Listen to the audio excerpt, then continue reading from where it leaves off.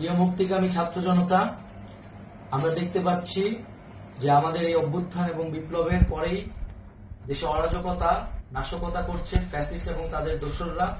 আমরা দেখতে পাচ্ছি যে বিভিন্ন জায়গায় এখন গোলাগুলি চলছে, মন্দিরে হামলা হচ্ছে এবং নাশকতা ও লুটপাট করছে। আমরা মনে করি আমাদের যে ছাত্র নাগরিকদের অভ্যুত্থান তাকে নস্যাৎ করার জন্যই পরিকল্পিতভাবে এই ধরনের ঘটনা ঘটানো হচ্ছে। আমরা মুক্তিকামী ছাত্র জনতাকে সজাগ এবং সতর্ক থাকতে আহ্বান জানাচ্ছি এবং আমাদের যে অন্তর্বর্তীকালীন সরকার, আমরা সেই সরকারের যে প্রস্তাবনা 24 ঘন্টার সময় নিয়েছিলাম, জরুরি পরিস্থিতি মোতাবেক আমরা এখনই তার একটি রূপরেখা ঘোষণা করছি। আমরা সিদ্ধান্ত নিয়েছি যে সর্বজন গ্রহণযোগ্য আন্তর্জাতিক খ্যাতিসম্পন্ন নোবেল পুরস্কার বিজয়ী ডক্টর মোহাম্মদ ইউনূসকে প্রধান উপদেষ্টা করে অন্তর্বর্তীকালীন সরকার গঠন করা হবে এবং ডক্টর মোহাম্মদ ইউনূসের সাথেও আমাদের কথা হয়েছে। তিনি ছাত্র জনতার আহ্বানে বাংলাদেশকে রক্ষা করতে এই গুরু দায়িত্ব নিতে সম্মত হয়েছে। আমরা সকালের মধ্যেই আমরা এই সরকার গঠনের প্রক্রিয়া দেখতে চাই।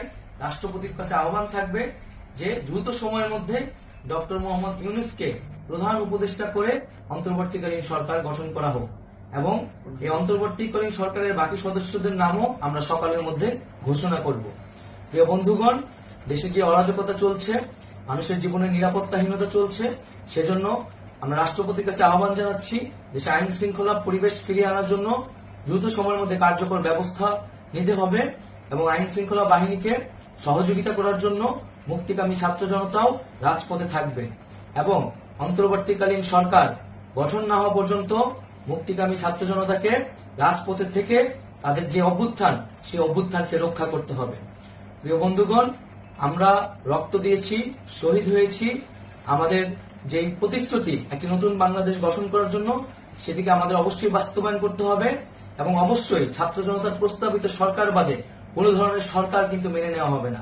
আমরা বলেছি কোন ধরনের সেনা শাসিত সরকার অথবা সেনা সমর্থিত সরকার অথবা এই ফ্যাসিস্টদের দোসরদের কোন বিটিম সরকার কিন্তু আমরা মেনে নিব না। কোন গণবিরোধী সরকারকে মেনে নেওয়া হবে না।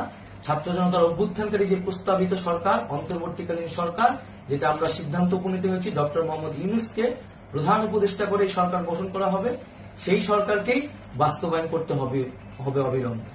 আগামীকাল সকাল থেকে সকলকে আহ্বান জানাচ্ছি রাজপথে থাকার জন্য এবং আমাদের যে সাম্প্রদায়িক সম্প্রীতি এবং রাষ্ট্রীয় সম্পদ রক্ষা কমিটির ঘোষণা হয়েছে বৈষম্যবিরোধী ছাত্র আন্দোলনের নেতৃত্বে, সকল পাড়ায় পাড়ায় এলাকায় এলাকায় সেই কমিটি পাহারায় থাকবে। আমাদের সংখ্যালঘু কমিউনিটিকে আমাদের রক্ষা করতে হবে, রাষ্ট্রীয় সম্পদ এবং এই দেশকে রক্ষা করতে হবে আমাদের।